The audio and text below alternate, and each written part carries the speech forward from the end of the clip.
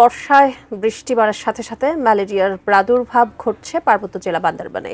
এখনই সচেতন হতে বললেন চিকিৎসকরা। বান্দরবান সদর হাসপাতাল থেকে বিস্তারিত জানিয়েছেন প্রতিনিধি মিনারুল হক।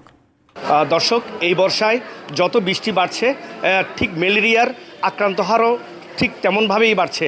বিশেষ করে এই পার্বত্য জেলা বান্দরবান সারা বাংলাদেশের মধ্যে যেই ঝুঁকিপূর্ণ যে ম্যালেরিয়া যে প্রবণ এলাকাগুলো রয়েছে তার মধ্যে পার্বত্য জেলা বান্দরবান একটি, এবং বিশেষ করে বান্দরবানের যে বনাঞ্চল রয়েছে এবং ভারত এবং মায়ানমার সীমান্ত সংলগ্ন একটি জেলা, এবং সেই সাথে এখানকার যে চিরহরিত বনাঞ্চল, এগুলো কিন্তু ম্যালেরিয়ার যে ম্যালেরিয়া বাড়ার পিছনে অনেকটা কারণ যে চিকিৎসকরা যেটা বলছেন যে এখানকার যে আবহাওয়া মূলত এটি ম্যালেরিয়ার বাড়ার জন্য একটি উপযোগী জায়গা, এবং সেই কারণেই কিন্তু বাংলাদেশের যে 13টি ম্যালেরিয়া প্রবণ এলাকা রয়েছে তার মধ্যে পার্বত্য জেলা বান্দরবানে একটি। আমি স্বাস্থ্য বিভাগ থেকে যে তথ্য নিয়েছি সেটি হলো গত মাসেই বান্দরবানে 243 জন ম্যালেরিয়া আক্রান্ত হয়েছে, এবং সেই সাথে এর আগের মাসে ঠিক 143 জন ম্যালেরিয়া আক্রান্ত হয়েছে, এবং বিশেষ করে এই চলতি জুন মাসে ম্যালেরিয়া আক্রান্ত হার গত মাসের তুলনায় আরও অত্যাধিক বেশি বলে এখানকার চিকিৎসকরা জানিয়েছেন।